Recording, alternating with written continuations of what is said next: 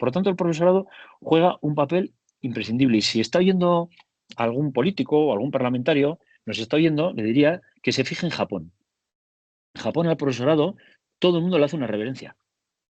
Fíjate, hay muchos gobiernos que se piensan que porque hacen un decreto ya está todo solucionado. Es decir, yo hago este decreto, hago esta ley, lo pongo en marcha, Real Decreto, ya está, se ha publicado, se presenta, ¡buah, todo el follón! Bien, pero vamos a ver. Como el profesorado no ponga en marcha eso, no hay nada que hacer. Nada que hacer. Un profesor o profesora no es una persona que va a dictar una lección, ni siquiera una programación. Es mucho más allá. Los alumnos no nos ven por lo que les enseñamos, nos ven por lo que somos, lo primero. Nosotros transmitimos lo que somos y luego lo que sabemos.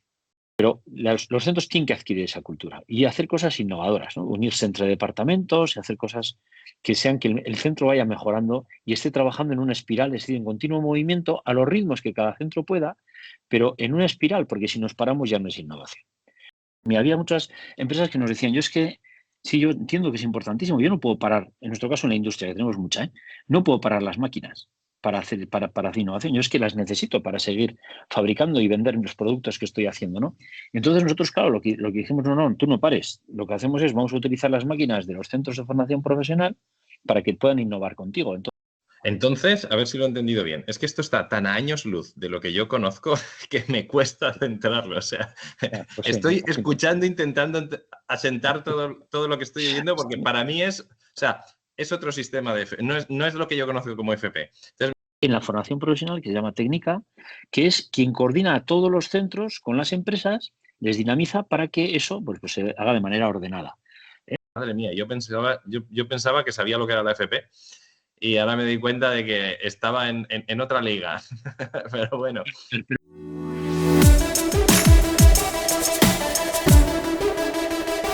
Hola, soy Fernando Soler, profesor de formación profesional, y hoy tenemos a un invitado muy especial. Tenemos a Jorge Arévalo Turrillas, que bueno, tengo aquí la chuleta para leer un poquito todos los cargos que has ido ejerciendo.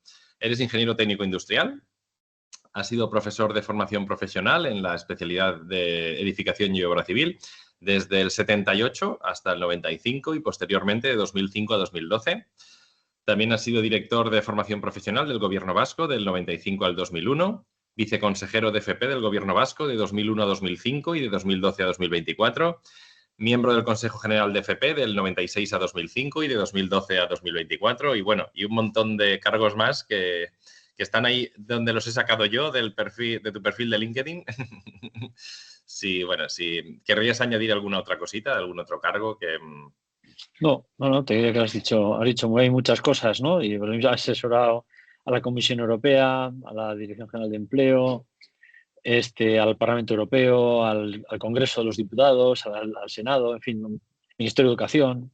Bueno, bien, muchas cosas. Pero bueno, de lo que más me gusta es que soy profesor de formación profesional.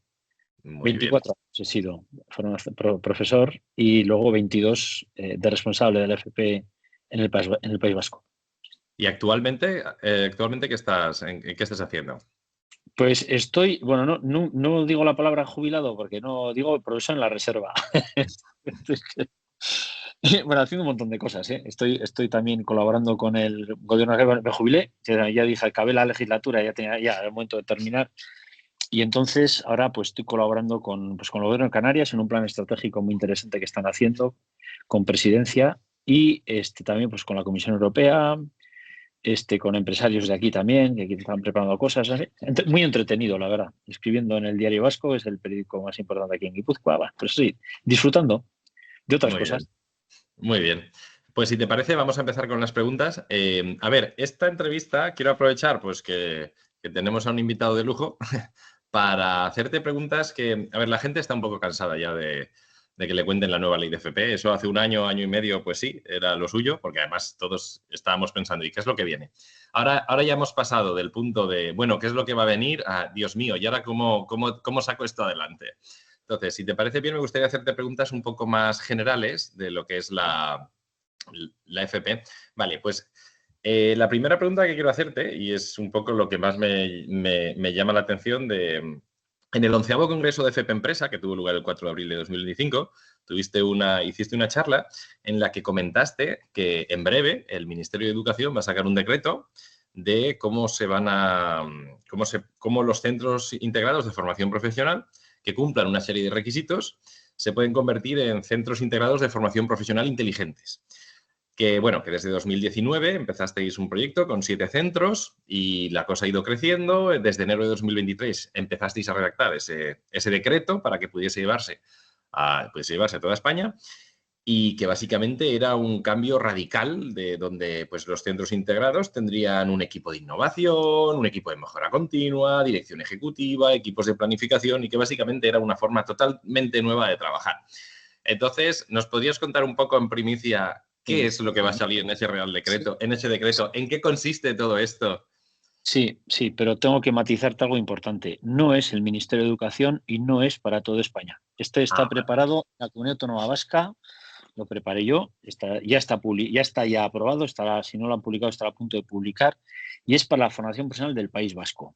En Vale. concreto, para los centros integrados que tenemos aquí en la Comunidad Autónoma Vasca, en este momento son 70 centros integrados los que tenemos, entre públicos y concertados, que trabajamos todos en la misma red, 44 públicos y 26 concertados, de los cuales 67 están ya desarrollándose como centros integrados de formación profesional inteligentes y en diferentes niveles, porque algunos empezaron hace 5 años, siempre lo trabajamos en red. Empezaron hace 5 años, primera red, segunda red hace 4, tercera red, ¿no? Cuarta y al final ahora están 67, que hay algunos más avanzados que otros y unos van tirando de los otros, con lo cual esto estará terminado, me imagino que en un par de años están ya todos desarrollándose como tal. Claro, todo tiene un porqué. Es importantísimo, lo expliqué también en ese congreso en el que tú te haces referencia. La propia ley de FP, como bien dices, tiene un porqué. Es decir, el problema es que no se está explicando el porqué de la ley, ¿no? Se pone una ley encima de la mesa y solo se ven problemas, ¿no? Dice, la FP dual, Dios mío, ¡buah! Cambiar todo, qué problema, ¿no? Las horas que hay que meter, hay que buscar empresas, ahora además partes de los módulos se imparten en la empresa. Todo es pero claro, que es verdad, todos los inicios y todos los cambios siempre suponen de entrada mucha incomodidad y más trabajo. Eso no cabe la menor duda, siempre que hay un cambio, una transformación. Pero claro, lo que hay que explicar es que la ley va muchísimo más allá. Está habiendo cambios tan grandes en el mundo, se está reconfigurando el mundo, como lo podemos estar viendo, no solo en el ámbito político, que por supuesto en el ámbito de poder, sino en el ámbito, por ejemplo, del ámbito económico, que a nosotros nos afecta directamente, porque se va a reconfigurar todo el tema del empleo, pero completamente. ¿Por qué? Porque van a cambiar, todo el ámbito del tejido productivo ya se está transformando. Y eso supone que la formación tiene que ser otra, ¿no? Al transformarse también todo el ámbito del empleo, tenemos que generar otro tipo de formación. Cuando vemos además que se está desarrollando ya muy rápido lo que es la cuarta revolución industrial, que se le puso el apellido industrial, pero que afecta a todos los sectores de la economía española, y que ya estamos entrando en la quinta, que está siendo rápida y es también una revolución importantísima, ¿no? Porque afecta a las personas, ese concepto lleva a que hay que trabajar de otra manera. El trabajar de otra manera supone que necesitamos una normativa que nos permitiera responder a retos que nunca habíamos tenido por delante, ¿no? Como pueden ser toda esa evolución de la tecnología, toda la evolución de la inteligencia artificial, los sistemas inteligentes, todo eso en el contexto de lo que va a ser el ámbito laboral, por ejemplo, o en el ámbito de la formación. Y entonces eso supone que hay que hacer un cambio de estructura general de lo que es la formación, porque en este caso la FP con la nueva ley no se está transformando, se está sustituyendo. Es una formación nueva, diferente, con diferentes visiones. Por ejemplo, cuida muchísimo el campo de la orientación, que es vital el campo de la orientación, para quienes vengan a la formación profesional y para que luego quienes estén en formación profesional entiendan la cantidad de posibilidades posteriores que van a tener con la nueva flexibilización que se ha puesto en el modelo. Se habla de un nuevo tipo de formación, se habla de las metodologías activas de aprendizaje. En concreto, la ley y el Real Decreto ya hablan de dos, que puede ser el aprendizaje colaborativo basado en proyectos o el aprendizaje colaborativo basado en retos. Este segundo, es el que estamos empleando en el País Vasco desde 2013, ¿no? Y que nos está dando unos resultados magníficos. Se habla de la innovación aplicada, la importancia de la introducción de la cultura de la innovación en los centros de formación profesional. Y eso va desde 3 niveles. Un primer nivel es que los propios centros tienen que empezar a entender que va a haber cambios muy continuos y el concepto de innovación lo tienen que tener introducido. Es decir, que podamos hacer cosas diferentes, pensadas por los propios profesores, equipos directivos de los centros, para que puedan hacer cosas diferentes y puedan ir respondiendo a la evolución que vamos a ir teniendo en el mundo, que va a ser muy rápida, como ya estamos comprobando.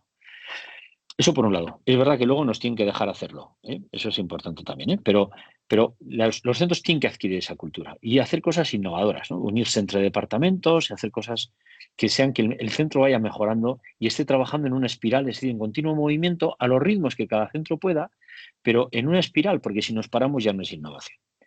Luego está el concepto del emprendimiento. Hay que reforzar también el ámbito del emprendimiento, ¿no? En lo que es, sobre todo, la cultura emprendedora.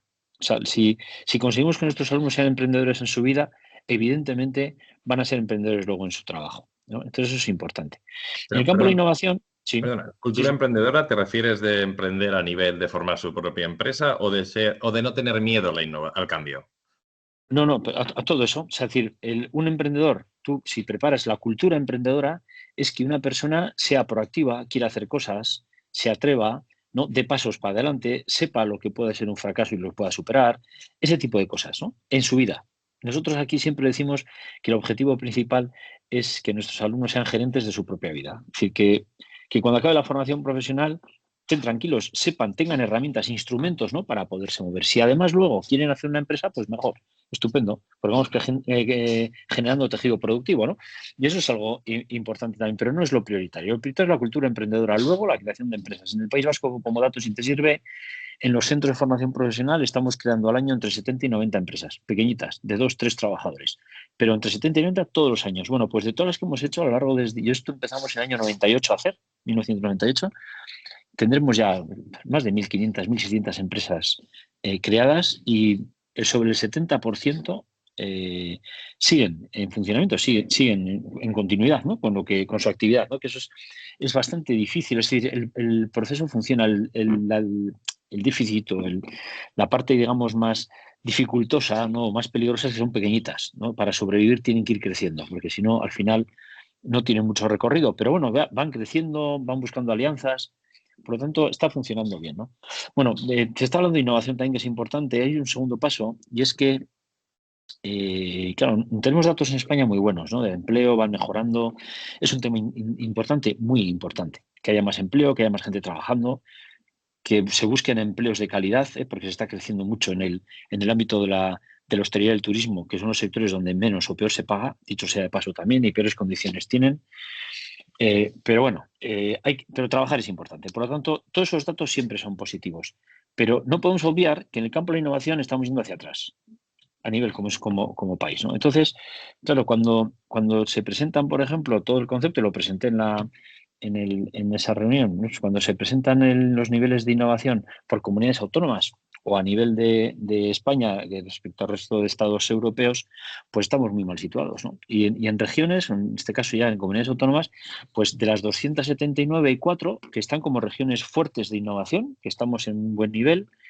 Están los de alta innovación, los de innovación fuerte, los de innovación media y los que, por no decir que no están haciendo innovación, les han llamado innovación emergente, que son los que están más abajo. Bueno, pues la primera región que llaman ellos, en nuestro caso comunidad autónoma en España, es el País Vasco, es el puesto 72, que está muy bien, de 279, el 72 está muy bien, pero fíjate tú si hay recorrido todavía para mejorar, ¿no?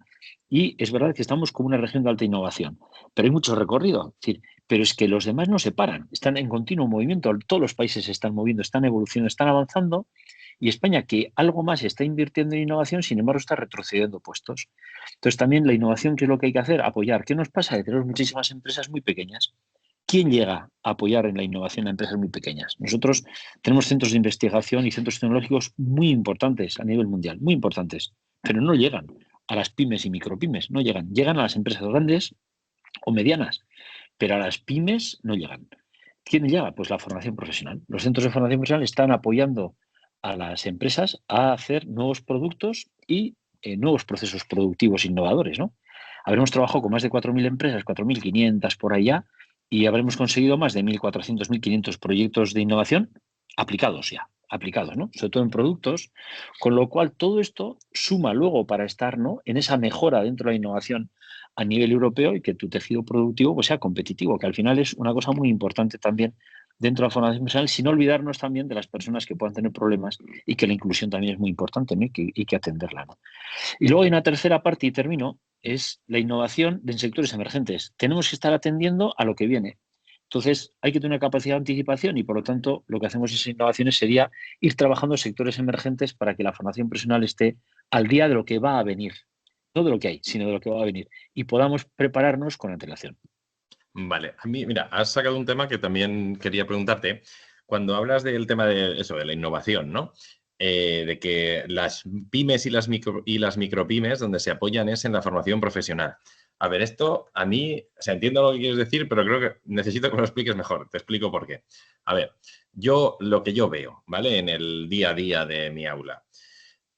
La lucha del profesor de FP es que el profesor de FP es profesor, haya o no haya sido, que en principio lo ideal sería que hubiese sido, pero bueno, haya o no haya sido un trabajador directo en industria de aquello que está enseñando, es un profesor y poco a poco va pasando el tiempo y no está en el día a día de la producción porque es profesor.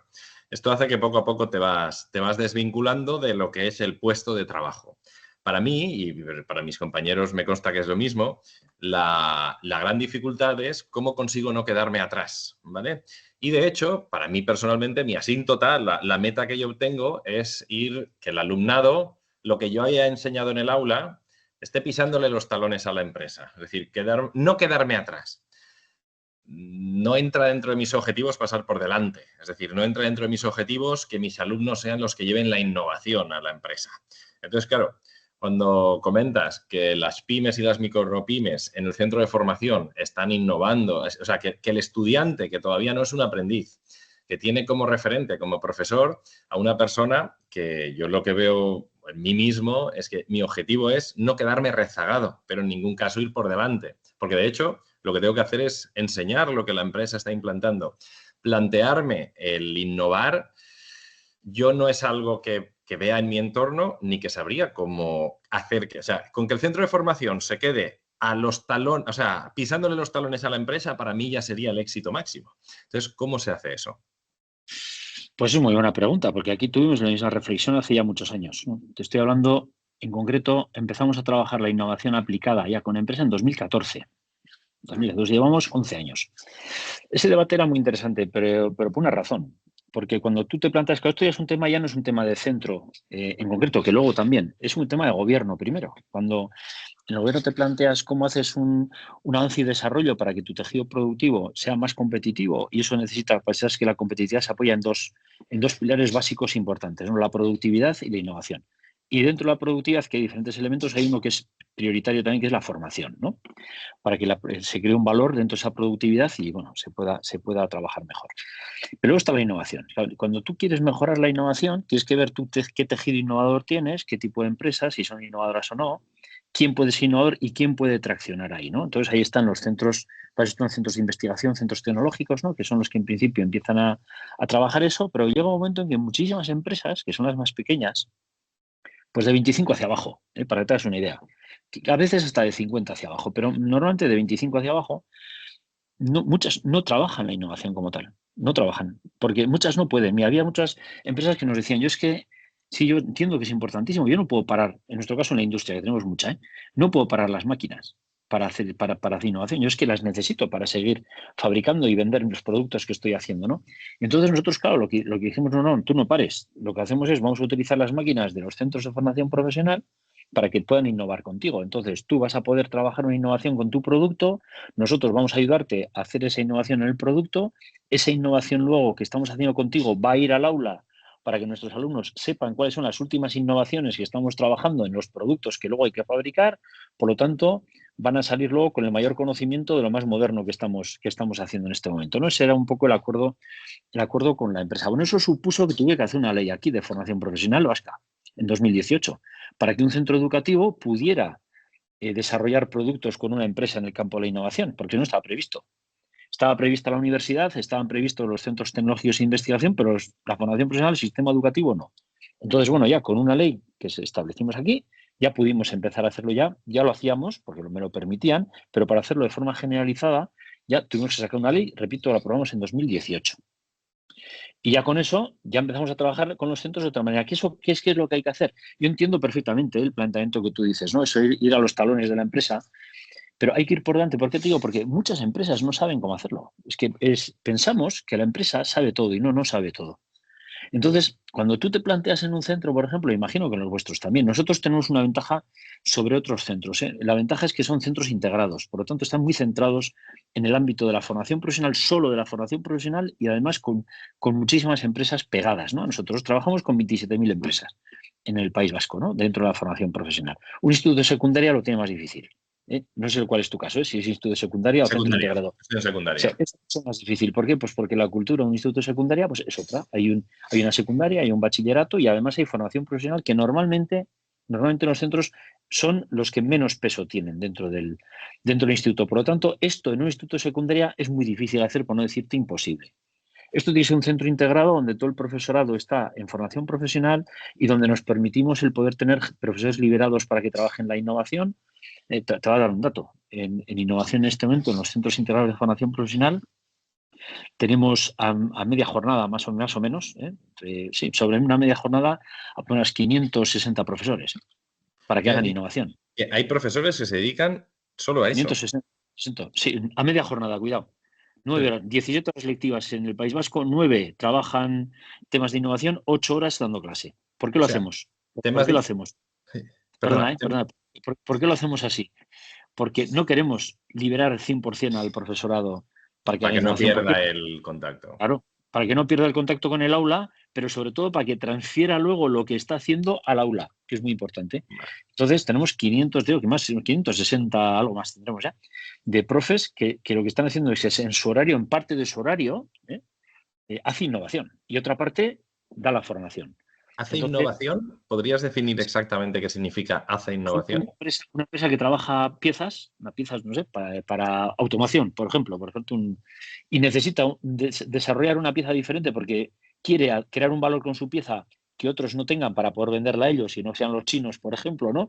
O los americanos, o los italianos, o los ingleses, o los alemanes con los que competimos directamente en temas de automoción.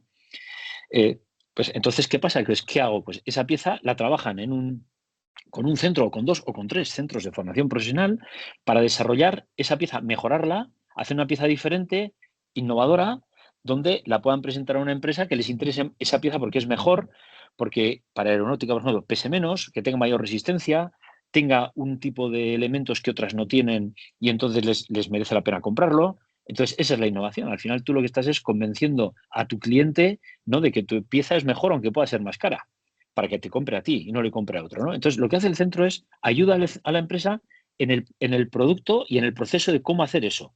De tal manera que cuando ya lo tienen, igual la primera tirada, que son prototipos, los hacemos en el centro. La primera para ver, medir, analizar, igual hasta para mandar al cliente para que vea, oye, sí, de acuerdo. Luego nosotros no fabricamos, fabrica evidentemente la empresa. Pero si el centro puede producir, eso supone que también es verdad que se ha invertido mucho dinero en maquinarias en los centros. Claro. Tenemos maquinarias muy avanzadas. También las cosas como son. El gobierno ha invertido muchísimo dinero a lo largo de los años y sigue haciéndolo en lo que son los equipamientos de formación profesional para mantenernos al día, ¿no? Entonces, en ese planteamiento, claro que eso es innovación, porque hemos hecho una pieza que es innovadora, que esa empresa lo ha comprado. Estoy pensando en un ejemplo en Estados Unidos, ¿no? Que luego fueron 2 profes de aquí con los de la empresa a Estados Unidos a explicarles todo el concepto de la pieza, bueno, pues y compraron, no sé si fueron 5 o 6 millones de piezas. Bueno, pues fenomenal. ¿Qué ha hecho el centro? Pues ha hecho las primeras 4.000, ayudó a hacer las primeras 4.000. Primero una, luego 4.000, son prototipos y cuando esto todo bien, pues todos los compran, pues todos los millones, ¿no? Entonces, ¿qué hace el profesor? Participa en eso. ¿Y qué ocurre? Que luego el profesor lo transfiere a los alumnos y se les lleva las piezas para que entiendan dónde está la innovación, qué es lo que se ha hecho, cómo se ha hecho, ¿no? Los procesos innovadores que se han llevado adelante, de tal manera que luego el alumnado también entienda cómo son los procesos y procedimientos de una innovación, ¿no? Pues para poder desarrollarlo en una empresa, ¿no? Ese sería un poco el... Y está siendo un exitazo, ¿eh? También te digo, está siendo muy bueno. Y nos ha llevado años, porque también los profesores tienen que convencer, porque una cosa te iba a decir, muy importante. Yo soy Jorge. Muy bien, profesor de formación profesional, de un montón de años. Sí, pero también soy ingeniero en estructuras. Entonces, sé solo lo justo para dar clase, no, sé muchas más cosas. Y estuve metido un montón metido en cosas, estructuras. Entonces, siempre lo que les decíamos era, mira, si no te pedimos, la clase es la programación, son los resultados de aprendizaje, son los criterios de evaluación. Perfecto. Pero, ¿y todo lo demás que sabes, tú ahí no puedes aportar algo?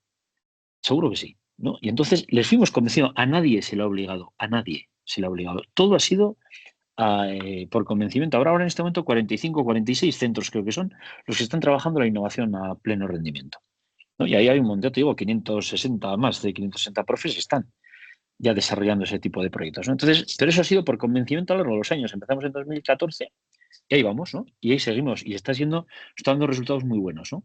En diferentes sectores, no solo en la industria.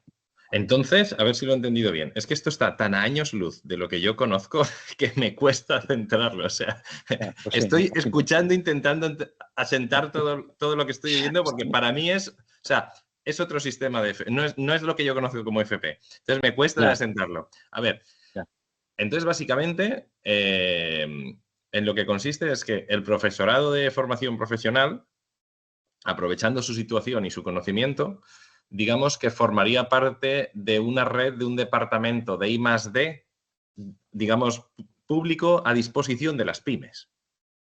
A ver, no hay un departamento de I+D a disposición de las pymes. Cada centro de formación profesional, cada centro integrado de formación profesional, en los departamentos que quieran, siempre voluntario, muy importante, ¿eh? A ningún profesor que no quiera hace esto. O sea, tiene que ser gente que quiera. Hay gente que igual dice, oye, estoy 2 años, luego paro, estoy otros 2 años o 1 o 3 y luego vuelvo otra vez. O sea, eso es libertad absoluta. Los centros se organizan. Entonces, son los centros los que para nosotros son los que desarrollan los proyectos de innovación y les coordina un centro de investigación e innovación aplicada que tenemos en la formación profesional que se llama Técnica, que es quien coordina a todos los centros con las empresas, les dinamiza para que eso pues se haga de manera ordenada. Se haga de manera ordenada. Entonces, hay un centro de investigación e innovación aplicada, Técnica, que ese sí es un organismo dependiente de la Viceconsejería de Formación Profesional, y ese centro lo creé yo. Y entonces, este centro lo que hace ahora trabaja con todos esos centros, un montón de centros, pero lo mismo trabaja en industria que biociencias, biotecnología, temas de salud, de alimentación, bueno, comercio, bueno, todo ahí se trabaja en el campo de la innovación. Y entonces lo que se hace es, se trabaja con empresas por grupos, se dinamiza, se forma al profesorado mucho, se da muchísima formación para que estén bien formados y puedan hacer su trabajo con tranquilidad.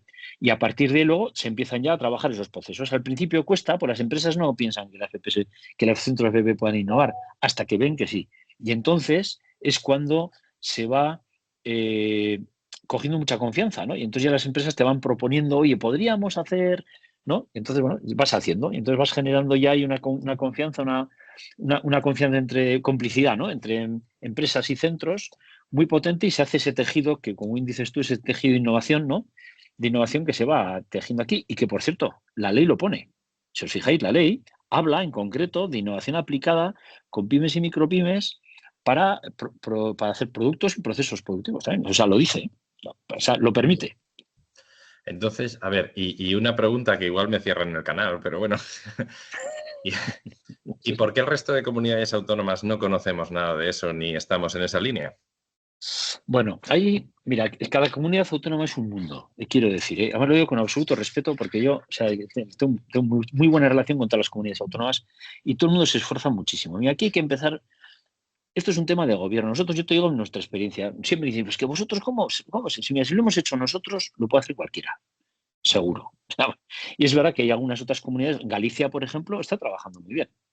Galicia está trabajando muy bien la innovación, porque su gobierno también ha ido introduciendo contextos de innovación. Desde una cultura, vamos a decir, gallega, en cuanto al tejido productivo que tienen, su forma de trabajar, es muy importante, ¿no? Nosotros lo hacemos, pues si me pites entre comillas, a la vasca, ¿no?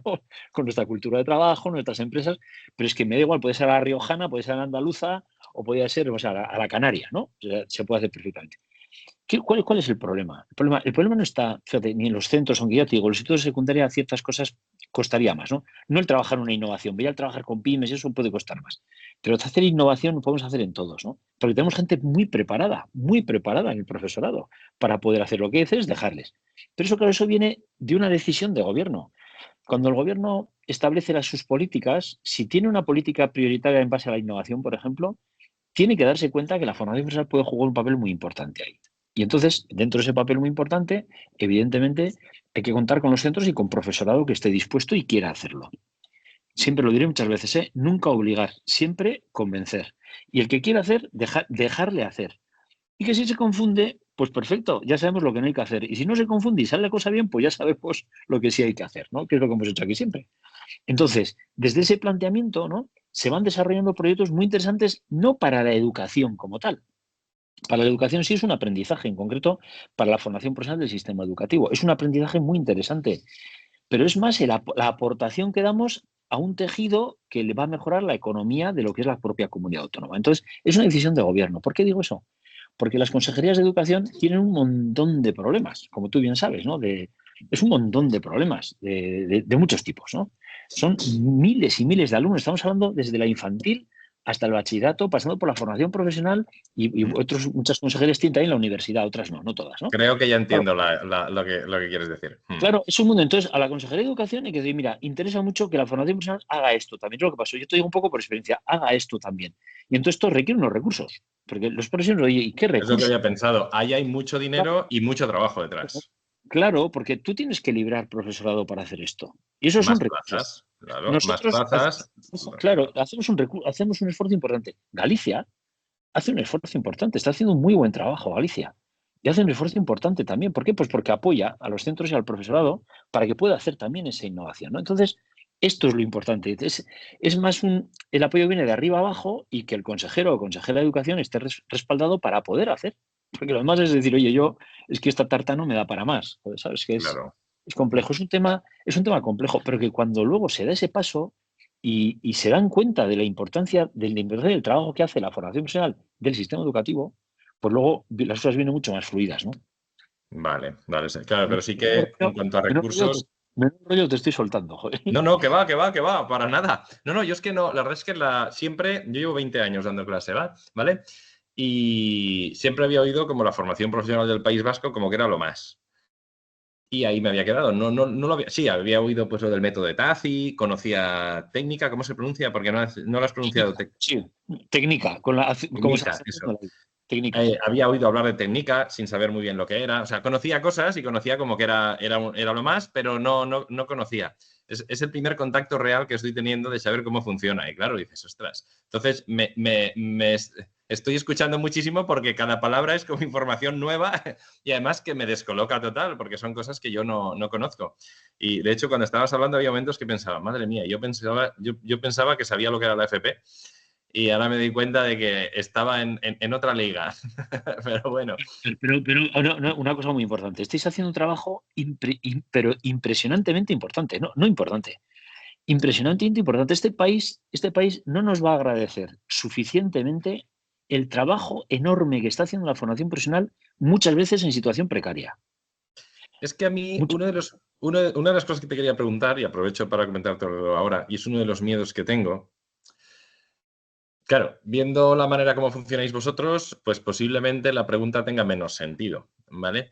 Pero, por ejemplo, a mí me da miedo, en la charla esta del 11º Congreso de FP Empresa, comentabas la diferencia entre un trabajador y un profesional.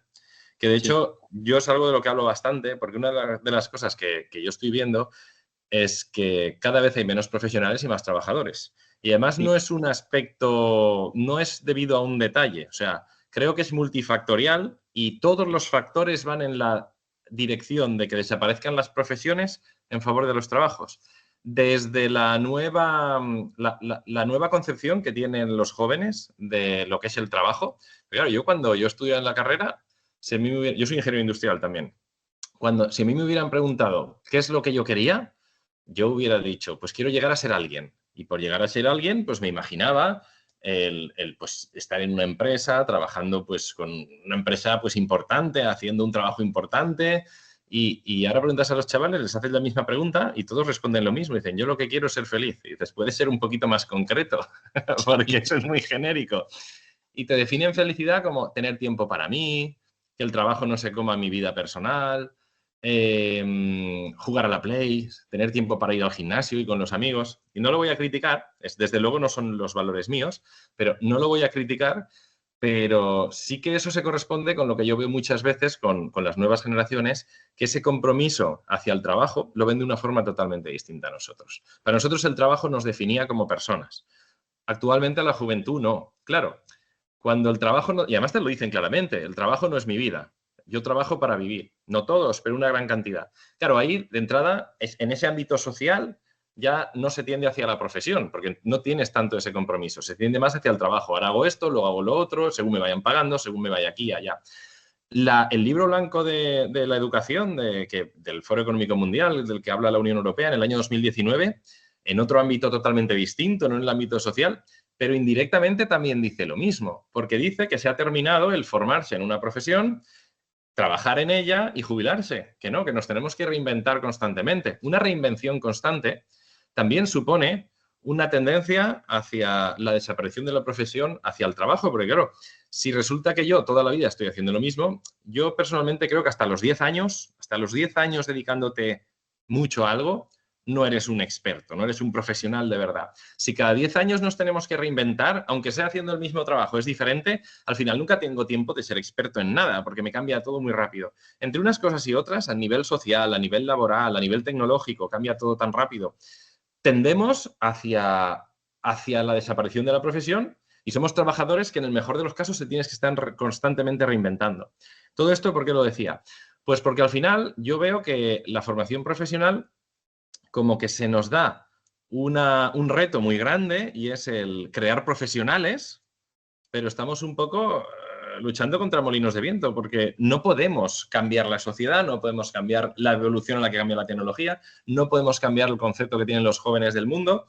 Y claro, pienso, posiblemente ahora se nos ha pasado ese relevo de lo que tenemos que conseguir.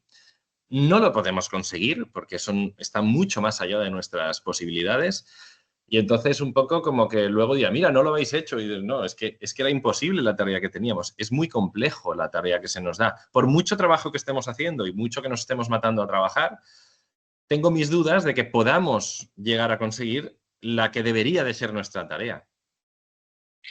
Sí, no, lo has explicado muy bien. Y es uno de nuestros mayores retos, pero un reto por algo sencillo. Mira, aquí lo he dicho muchas veces, ¿no? Cuando estaba en el gobierno, en muchos ámbitos, ¿no? España se la está jugando, pero claramente. Es decir, podemos pasar a la tercera división de golpe. De golpe. Aquí, mira, José Antonio Marina es un buen amigo, lo aprecio muchísimo, ¿no? Y tengo un gran respeto. Dijo una frase no hace mucho tiempo en El País que era demoledora. Es decir, o España reacciona o se va a convertir en el bar de copas de toda Europa. Fue su frase. Claro, es que esa frase que puede parecer de humor, No tiene gracia, ¿no? Es muy seria, ¿eh? Es muy seria, Sí. el mensaje. Y claro, ¿y por qué dice esto? O por qué es lo que te quiero explicar un poco a tu argumento, que es realmente muy bueno, tu planteamiento. Por una razón bien sencilla. El mundo te está diciendo se ha reconfigurado. O sea, ha dado un giro de 90 grados y nosotros seguimos recto. Seguimos recto. No hemos dado este giro esos 90 grados. Bien, pero ha girado y tenemos que girar. Y en este momento tenemos una brecha enorme como país, desde mi punto de vista, enorme, que va en tres líneas diferentes. En la formación, en la innovación y en la ambición, que es lo que decías, tú explicabas ahora muy bien. Y en la ambición. Porque tenemos la juventud que tenemos. Es verdad que viene con también viene con fortalezas, tiene sus fortalezas esta gente joven. Hay que saber engancharles para ver cómo somos capaces de enchufarles un buen toque de ambición, ¿no? Decir, a ver, está muy bien que vivas para trabajar, pero hay que trabajar. Entonces, ese periodo de trabajo, hazlo con ambición. Quieres ser alguien. Si no, nos van a comer. Aquí está viniendo gente de fuera que viene con una cierta preparación o que la estamos preparando aquí, que yo les vemos aquí, viene a comerse el mundo porque necesitan trabajar o porque tienen familias a las que mantener o porque vienen con ganas de poder vivir de otra manera. Claro, vienen. ¿Qué hay que hacer? La pregunta, ¿no? ¿Qué tengo que hacer, no? Y los nuestros están ahí, bueno, pues ya, ¿no? Es otra forma de vivir, yo lo entiendo, pero tenemos que enchufar aquí algo para que realmente lo podamos hacer. Y en la evolución que estamos teniendo, siempre te digo desde nuestra experiencia, claro, es la que más he vivido, ¿no? Claro, cuando hemos visto la evolución, mira, hay una cosa que tú conoces muy bien, Cuando hablamos de competencia, claro, cuando hablamos de competencia, hablamos de 6 elementos fundamentales. Hablamos de conocimiento, de capacidad, de habilidad, destreza, actitud con C y aptitud con P. Claro, son 6 elementos que no podemos obviar ninguno. El conocimiento necesario, ¿no?, para poder desarrollar tu trabajo, la capacidad que eso te va a dar a través también de la habilidad y la destreza que vas a adquirir, pero hay una parte fundamental que es la actitud que tú llevas ahí. Y esa actitud es el hecho diferencial. Cuando tú coges en la RAE y ves el diccionario y ves la diferencia de la definición entre trabajador y profesional, es la misma, salvo que al profesional le añade capacidad y actitud. Porque va a tener una capacidad superior a lo que es meramente trabajar y una actitud diferente. Yo no vengo a rehacer mi trabajo y me voy. Vengo a aportar algo más en mi trabajo. Ese concepto es fundamental. Por eso nosotros aquí defendemos el contexto de profesional. Pero cuando hemos definido el concepto de profesional, lo hemos tenido que explicar muy bien. Hemos pasado de un trabajador competente, bueno, o trabajadora, no estoy a andar ahí con él, bueno, para entendernos, de un trabajador competente a un profesional competente. Pero es que ahora hemos dado un salto y estamos trabajando hacia un profesional con talento.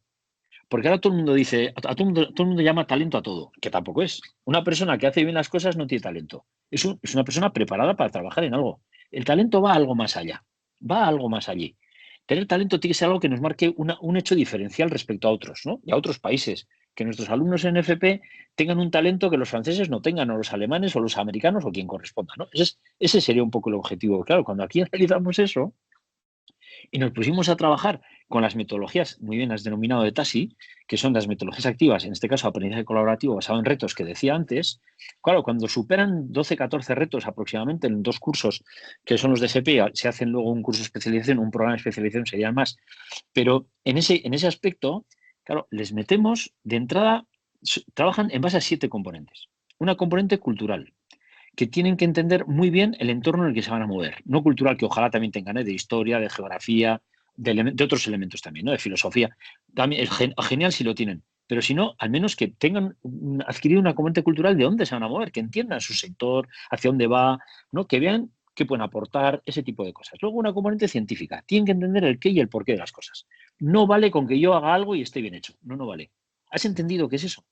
¿Cuáles son los procesos? ¿Qué materiales utilizas? ¿El por qué lo has hecho de esa manera? Eso es muy importante, ¿no? Y puedo aportar mejoras también a eso, ¿no? El que te he dicho, la componente cultural, científica. Una componente tecnológica. Nos guste más o menos, van a manejar mucha tecnología a lo largo de su vida profesional. Mucha. Por lo tanto, tienen que también no asustarse con la tecnología.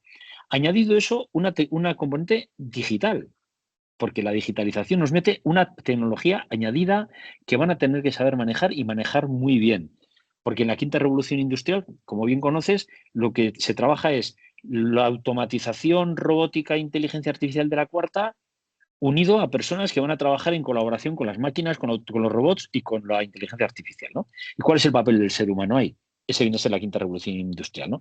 Por lo tanto, esa componente digital es importante. Luego viene una componente profesional. Tienen que ser los mejores profesionales del mundo. Luego una componente medioambiental. Tienen que entender también que en su trabajo tienen que cuidar también ciertas cosas, bueno, por el planeta. Y luego hay una componente personal, para nosotros fundamental, que son los valores del ser humano. Introducimos valores en los retos. Les metemos retos donde tienen que aportar valor del ser humano, porque al final, dentro de 15 años, ¿quién toma las decisiones? ¿La inteligencia artificial o la inteligencia humana? Evidentemente, la inteligencia humana. Claro, pero si para que eso sea así, primero tenemos que diferenciar bien al ser humano de las máquinas. ¿Y cómo las diferenciamos? Aportando cosas que las máquinas no tienen. Sentimientos, ¿no?, emociones, intuiciones, creatividad, que ahora también las máquinas van teniendo, pero cosas que no tienen, ¿no? Generosidad, ¿no?, compromiso, elementos que les vamos metiendo, ¿no?, para diferenciarles luego de las máquinas, para que luego trabajen con las máquinas, trabajen con robots, trabajen con inteligencia artificial, perfecto, pero que la tecnología siempre les ayude a vivir mejor y a trabajar mejor, no a que les sustituya, ¿no? Eso es un poco el elemento claro. Esas componentes, añádeles, esas 7 componentes, añádeles que trabajamos. Pensamiento crítico, muy importante. Muy importante el pensamiento crítico. Cada vez hay menos, ¿eh? Y así está pasando lo que está pasando en el mundo. Pensamiento crítico. Pensamiento constructivo, que es muy importante también. Es decir, esto me parece horroroso, pero yo qué haría para mejorar esto. Pensamiento creativo, si soy capaz además a todo esto añadirle algo que me diferencie de otros. Y 3 inteligencias, la emocional, la generadora, con las ideas, y la ejecutiva. Es decir, tengo ganas de hacer, tengo las ideas, pero las hago, las pongo en marcha, ¿no? Todo eso está metido en las metodologías, ¿no?, de aprendizaje. Ujú. Vale. Me gustaría hacerte una pregunta más en referencia a la charla que hiciste, ¿vale? Esta Sí. se sale mucho, mucho, mucho del ámbito educativo, pero la verdad es que yo soy padre de un niño pequeño y Sí. como padre me preocupa. Bueno, al principio de la charla comentaste que hay distinta gente, que tenemos gente muy preparada en las comisiones europeas, ¿vale? Y comentabas, transcribo más lo que comentaste, decías, Sí, están sí, sí. trabajando, ¿eh? Sí, ¿Perdona? sí, sí, perfecto, sí, sí, perfecto. En referencia a estas personas, ¿no?, que estaban trabajando. Decía, están trabajando para podernos sacar, bueno, y para poder avanzar ante ciertos problemas, algunos muy gordos, que vamos a tener y lo vamos a pasar mal durante algún tiempo. Vale. A mí, yo después de oír esto de alguien que entiende, no me puedo tomar una manzanilla e irme a dormir pensando en el futuro de mi hijo. Sí, Entonces, sí, sí, si no, no, puedes no. ser un Sí, poquito más sí, sí. concreto respecto a cuáles son esos problemas que lo vamos a pasar mal. Bueno, vamos a ver. Esto es muy importante, ¿eh? Porque todos tenemos hijos, bueno, no todos, pero yo también tengo 3, ¿no? Y me preocupan mucho, evidentemente, ¿no? Y nos debe de preocupar. Pues estamos en una situación en el mundo muy, muy compleja, lo estamos viendo. Mira, por un lado, estamos hablando de que el mundo ha cambiado y va a cambiar mucho en varios puntos, ¿no? Hay uno, primero, en el campo de la geopolítica. En la geopolítica estamos viendo que ahora ya se están reconfigurando los países en el campo del poder. ¿Quién o qué país va a ser el más poderoso en el mundo en los próximos años? Y ahí vemos quién va, ¿no? Entonces el preponderante Estados Unidos, está China, está Rusia haciendo otras historias, cada cual se está moviendo, se va moviendo el ajedrez y van buscando además bloques. Bloques, en concreto había 2 muy claros, ¿no? El de China con Rusia, Irán y bueno, otros países, con el que podría ser Europa con Estados Unidos. Ahora pasa que con el presidente Trump, pues con los cambios que está viendo en su planteamiento político como Estados Unidos, pues eso ha generado ahí una cierta distorsión, ¿no? Y hay una cierta ya, pues como de desconfianza, ¿no? De ahora si somos socios o no. Bueno, eso está ahí y eso Los llevará BRICS y Occidente, ¿no? Por así decirlo. exacto, exacto, ¿eh? Y eso va por ahí, ese lleva su camino. Pero claro, pensad que ya la Comisión Europea, y lo dije, ya tiene también sus planes estratégicos. Ahora ha tenido que plantearse planes estratégicos de defensa, planes estratégicos en temas de armas. Es muy triste decirlo, pero en temas de armas. Pero bueno, esa línea ya está trabajando. Pero luego hay un plan Draghi, que es importantísimo, el plan Draghi, donde ya también tiene en cuenta esta parte, pero tiene en cuenta otras muy importantes y entre ellas, uno de los ejes fundamentales es la formación. La formación. Porque mira, lo que está en juego aquí, y además nos están atacando con todo lo que tienen, es el modelo europeo de bienestar. Nuestra cultura de vida es la que están atacando. Porque cuando se habla de Estados Unidos, tú conocerás, me imagino, y muchos de los que nos estén escuchando, He vivido la, un fo- año allí como profesor visitante. Sí. bueno, la forma de vida de Estados Unidos, o sea, la gente es maravillosa, hay gente maravillosa en Estados Unidos, pero la forma de vida no es en absoluto envidiable. Por su bienestar, porque en los seguros médicos son un sin vivir, ¿no? O sea, la gente que pierde el empleo, lo primero que piensa es que no tiene seguro. Yo es que tengo amigos que han tenido algunos serios problemas, ¿no? Para tratarse ciertas cosas porque habían perdido su empleo. Bueno, luego, gracias a Dios, mis amigos también lo recuperaron. Pero, o sea, Sí, la en la esperanza forma de de vida. vida es 4 o 5 años menos que en España. Y eso significa algo. Sí, sí, claro, claro, claro. Y luego tienen un objetivo prioritario, el dinero. Si te fijas, es el dinero. O sea, Sí. es ganar. Ahora se ve con el presidente Trump todavía mucho más.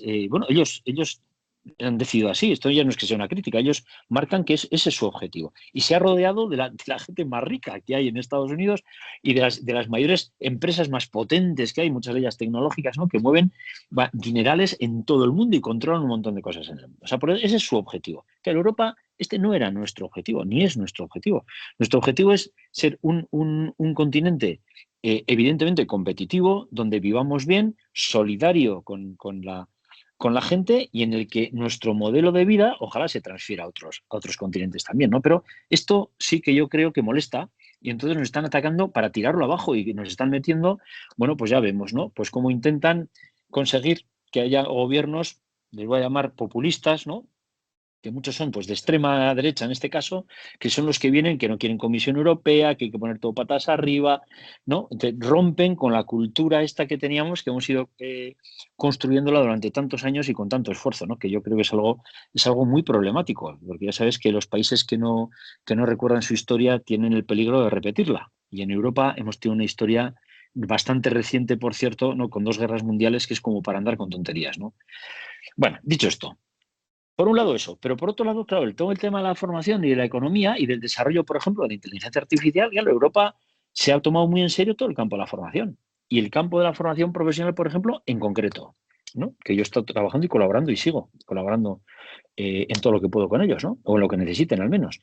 En ese campo se está estructurando una formación avanzada diferente. Europa tiene que evolucionar, lo mismo que está implantando ya empresas para fabricar chips, por ejemplo, o empresas que empiecen a diseñar lo que es la inteligencia artificial y se genere esa inteligencia artificial aplicada luego a qué cosas que no lo hacíamos porque habíamos dejado que Estados Unidos y los países asiáticos, Taiwán, Corea, fueran los que desarrollaran todo eso y ahora Europa, bueno, vamos con retraso, pero ya lo están haciendo, más vale tarde que nunca. Sin embargo, en el campo de la formación, sí es verdad que si lo trabajamos bien, podemos ponernos por delante del resto del mundo. Sí, es crear valor con la formación. Y esto la Comisión lo tiene muy claro. Entonces, ¿qué es lo que pasa? Que como Estados vamos a sufrir, porque Europa tiene un problema y muy gordo, es que somos 27 y las decisiones se toman por unanimidad. Por unanimidad. Fíjate tú qué ocurre cuando Alemania, por ejemplo, tiene unas prioridades, que normalmente cuando Alemania tiene unas prioridades son industriales, entonces arrastra a países industriales también, ¿no? Donde estaría Francia, está España, está Italia, está por ejemplo, ya el Reino Unido no está, pero bueno, está Países Bajos, por ejemplo, países nórdicos, y viene Chipre. Y Chipre te bloquea porque resulta que a él no le ha parecido correcto, que esa decisión que van a tomar estos países, pues no me parece correcto, ¿no? Entonces pues con que Chipre diga que no, se ha acabado, ¿no? Entonces, no tenemos ese margen de maniobra y por eso vamos a sufrir, porque Estados Unidos va a mazo, o sea, a tope, ¿no? En una dirección, desde mi punto de vista, humilde punto de vista, incorrecta, y yo creo que eso lo van a ver sobre la marcha, ¿no? A nivel económico, pero China a la suya, porque no se mueve nadie, lo que se dice de arriba se cumple y van como tiros haciendo lo suyo. Y luego está Europa, pues que tiene una serie de problemas muy importantes y que como no tomamos decisiones drásticas, que hay que tomarlas, ¿no? Y hacer cambios muy importantes, pues bueno, pues luego empiezan los estados, yo sí, yo no sé, y por eso se alarga tanto el tiempo. Entonces eso nos va a hacer sufrir, nos va a hacer sufrir mucho. Europa va a invertir 800.000 millones en el plan Draghi y 600.000 millones en inteligencia artificial, que es mucho, muchísimo. Bueno, Estados Unidos va a invertir 3 billones con B en inteligencia artificial. Pues claro, ahí estamos. O sea, o nos vamos en esa línea o vamos a sufrir, porque nos vamos a poder colocar, o sea, en una situación donde a China y a Estados Unidos les interesa en Europa en segunda división, pero con el dinero suficiente como para que les compren cosas. Eso es lo importante. Es decir, no es que no haga del todo, porque es que a China somos sus mejores compradores, Europa. ¿No? Y Estados Unidos, pues nos quieren apretar, pero tampoco nos aprietan y sueltan, porque es que no nos pueden ahogar, porque entonces pierden un cliente extraordinario, porque no nos podemos olvidar, y yo creo que hay veces que la gente lo olvida, Europa es muy importante en el mundo, pero mucho. Somos 400 millones de habitantes. Estados Unidos son 300 y algo. Cuidado, que es que no es ninguna tontería, ¿eh? A nivel de compras, a nivel de muchas cosas, ¿no? Somos muy importantes, pero eso hay que creérselo. Y lo más importante, y tú lo has dicho muy bien, tenemos que aportar como europeos para que esto siga siendo así.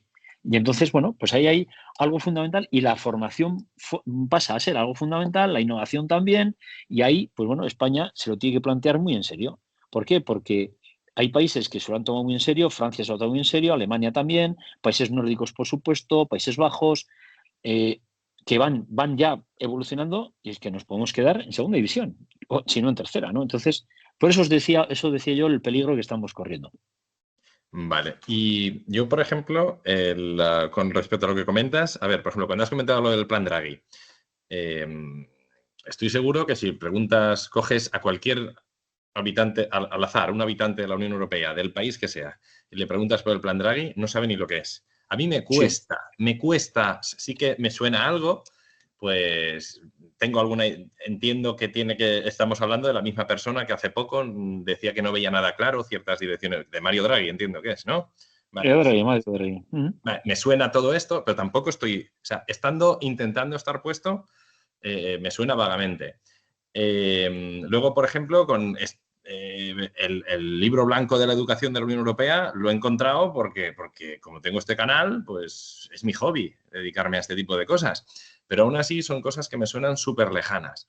Entonces, de hecho, a ver, yo creo que mi canal se ha viralizado porque hay un hueco infinito entre la gente y, por ejemplo, la Unión Europea, ¿vale? Como institución.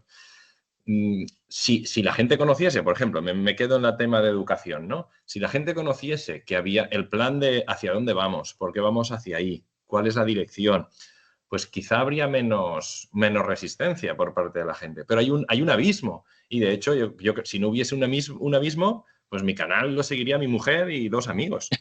Claro. Y está llegando a 9.000 suscriptores dentro de legislación educativa de FP en España. O sea, quiero decir, que es que dice, bueno, son pocos suscriptores, pero si tienes en cuenta el segmento de mercado es una barbaridad. Sí, sí, Y sí. es una barbaridad porque hay un abismo infinito. ¿Y cómo se puede resolver esa distancia tan enorme? Porque claro, hay un montón de gente ahí trabajando para resolver una serie de problemas que la mayor de los europeos, que la mayor parte de los europeos desconoce, que la mayor parte de los europeos no siente muchas veces ni que sean sus problemas, aunque sí que lo sean, ni mucho menos sabe quién ni en qué dirección los va a resolver.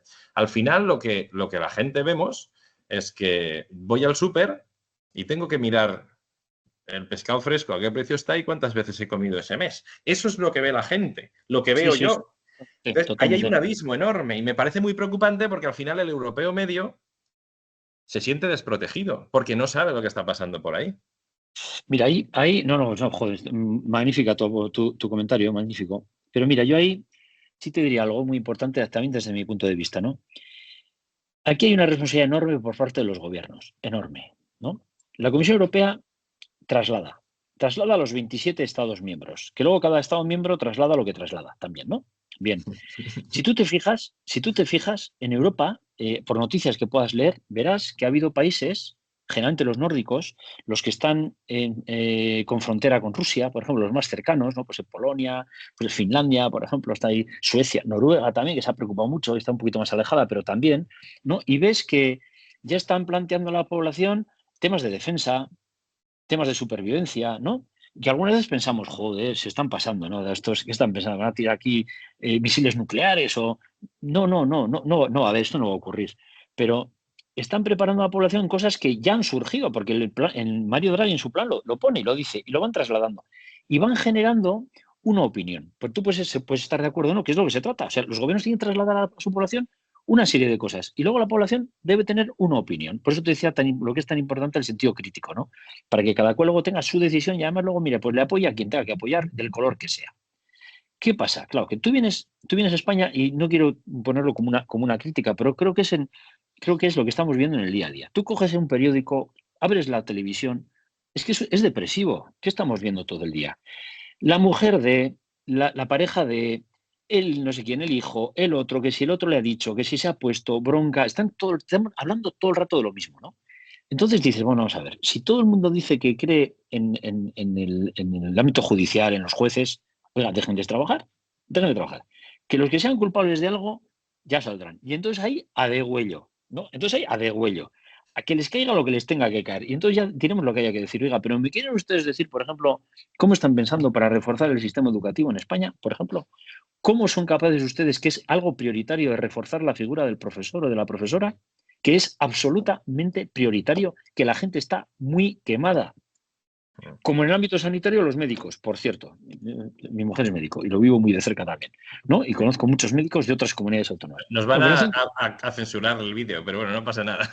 digo, no, pero lo digo, no, es que no lo digo sin ninguna acritud, digo yo, Sí, sí. joder, diga, No, adelante, espabilen. adelante.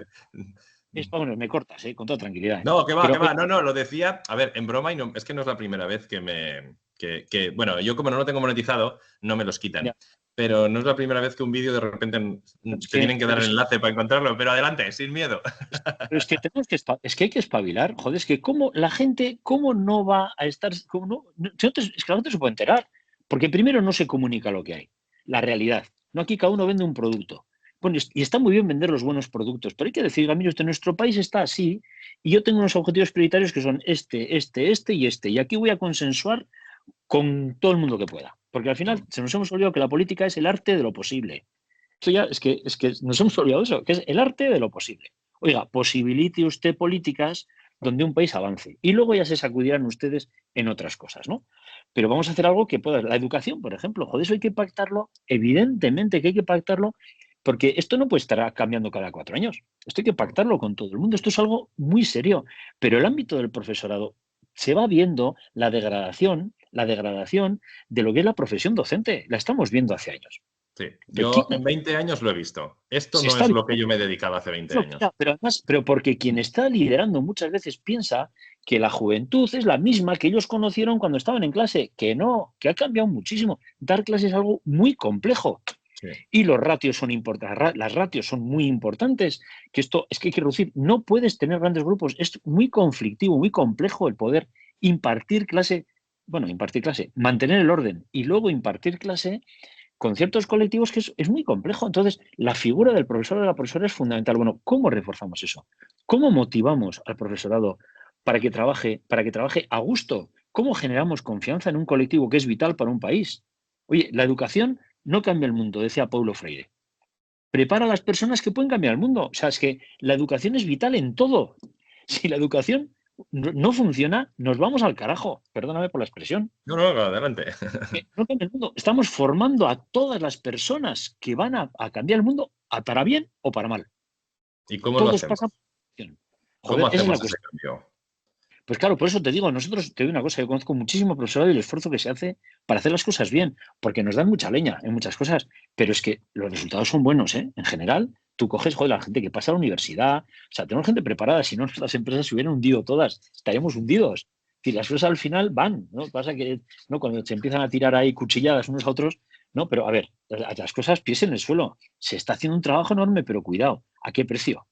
¿A qué precio? Oiga, analicemos cómo está esto, hablemos con los que están metidos, entre comillas, en la trinchera educativa, dónde están los problemas y ahí cómo los podemos ir solucionando.